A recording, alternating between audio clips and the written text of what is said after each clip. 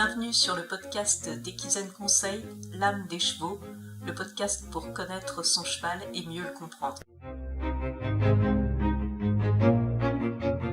Bonjour, aujourd'hui on va parler des signaux de tension chez le cheval. Une encolure qui se redresse, des naseaux dilatés, un cheval qui ronfle, qui souffle, tout le monde connaît ces signes de tension.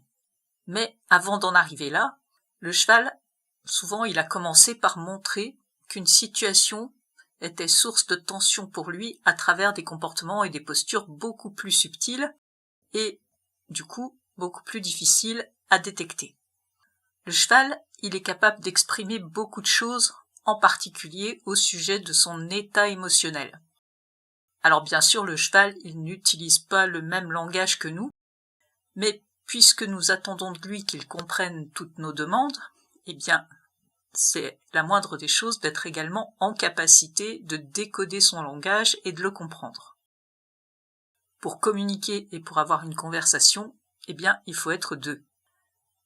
Pourquoi le cheval a-t-il besoin de communiquer ? Eh bien, à l'état naturel, le cheval, c'est un animal social qui vit en petits groupes.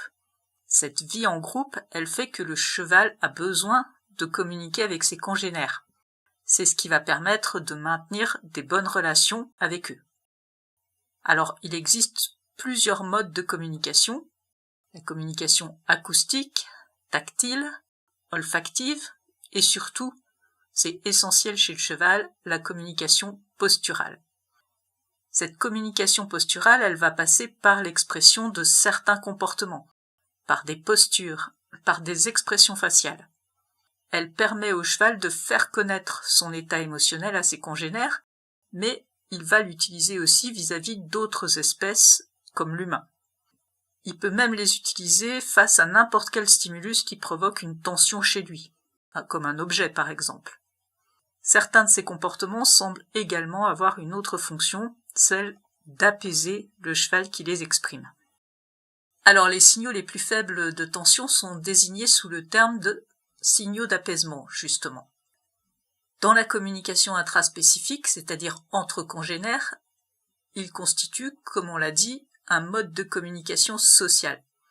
Ils vont permettre au cheval de désamorcer une situation inconfortable pour lui, de communiquer sa gêne à un congénère, ou, comme on l'a vu, de s'apaiser lui-même. Mâchouiller à vide, bâiller, détourner la tête, cligner des paupières, étirer la mâchoire, abaisser l'encolure, présenter le flanc ou présenter l'arrière-main. Isolés, ces comportements n'ont pas nécessairement pour signification un signal d'apaisement. Ils appartiennent tous à l'éthogramme du cheval et ils peuvent être exprimés dans des situations de nature diverses. C'est vraiment le contexte qui va nous permettre de comprendre leur signification. Par exemple, dans le travail, si après un exercice le cheval mâchouille, ce n'est pas un signe de relâchement, mais un signe montrant que notre demande a provoqué une légère tension. Les connaître, c'est vraiment important parce que s'ils se produisent de façon répétée pendant le travail ou pendant certaines manipulations, ou ponçage, etc., eh bien, il signifie que la situation est inconfortable pour le cheval, physiquement ou mentalement. Donc, ces signaux doivent être pris en compte. On peut se poser un certain nombre de questions. Est-ce que ma demande était claire ? Si le cheval ne comprend pas ce qu'il doit faire, si nos demandes n'ont aucun sens pour lui et provoquent un inconfort permanent, ça va être une source de tension non négligeable. Autre question, est-ce que j'ai mis trop d'énergie dans ma demande ? La limite entre un geste qui n'est qu'un code neutre pour indiquer au cheval notre demande et un geste agressif, en tout cas du point de vue du cheval, eh bien ça réside souvent dans le niveau d'énergie qu'on met dans ce geste. Des demandes mal dosées vont être une source de tension pour le cheval. Est-ce que mon cheval a confiance en moi ?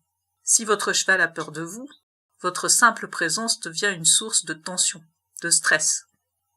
Et enfin, dernière question, est-ce qu'un élément extérieur dans l'environnement du cheval a provoqué une inquiétude ? Il est également possible que le cheval ait perçu un mouvement, un son, un objet autour de lui qui a provoqué cette tension. Souvent, lorsqu'on ne tient pas compte de ces signaux, les tensions s'accumulent, et le cheval exprime alors des signaux de plus en plus intenses, jusqu'au pic maximum de stress qui se traduit par de la fuite, des défenses ou ce qu'on appelle le freezing, c'est-à-dire un cheval qui se fige, qui ne répond plus à aucune de nos sollicitations.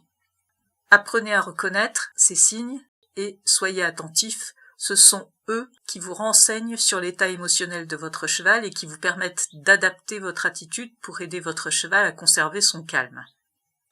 Si vous avez envie de mieux comprendre votre cheval, son comportement, si vous rencontrez des difficultés avec lui, eh bien vous pouvez profiter d'un appel découverte offert pour en discuter avec moi.